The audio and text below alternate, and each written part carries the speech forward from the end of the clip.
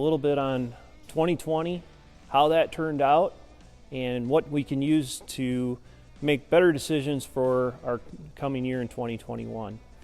2020 was obviously, I'll just say it was 2020 at times. Just didn't know what it wanted to do weather-wise. We were cold, wet, cold, dry, cold, wet, hot, dry, hot, wet. It was weird, but it was a growing season. And at the end of the day, we had some really good yields at times, especially in the soybean world, and a decent crop at times in corn, depending on what we had for weather as the summer went on. But the winter time is a great time to start thinking about what we want to do for the coming crop year. First thing we got to figure out is, are we going to be planting more corn? Or are we going to be planting more soybeans? One thing that is great about right now, we do have some nice prices, both for corn and beans. So maybe the corn on corn is not going to be as much of an advantage versus planting soybeans, especially with the beans that we kind of raised last year. So that is really pushing guys into thinking about soybeans. One thing we do got to consider though is herbicide program. We have our Extend program. We also have Enlist. Both programs have their advantages and disadvantages. How much we're going to have to manage them versus a little bit more user friendly. But at the end of the day, it doesn't matter if you use one trait versus the other.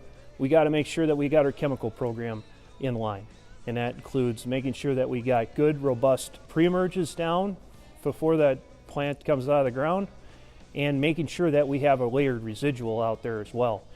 These two programs are not going to do their job without a little bit of residual out there, because we're going to need to make sure that we can hold off this water hemp, especially water hemp and palmer, which we don't see here yet, but we don't want to. We got to make sure that we got good, long-lasting residuals for those weeds, because we don't have silver bullets anymore. The other thing that is coming online, though, is we do have more liberty-tolerant soybeans as well. Extend Flex just got approval earlier this summer or earlier this fall, and the Enlist program has had a liberty option as well. So, needless to say, we do have some more options that we've had in the past to make sure that we continue to take down resistant weeds. As we go on during the winter, this would be a great time to visit with your agronomist, either in person or in a safe environment, person to person. We just want to make sure that we cover all our bases when we talk about these products and make sure that it's the right situation for you so you have a great experience. You got any questions? Feel free to give me a call or one of the other Northern Country agronomists, and we'll have a Merry Christmas and a Happy New Year.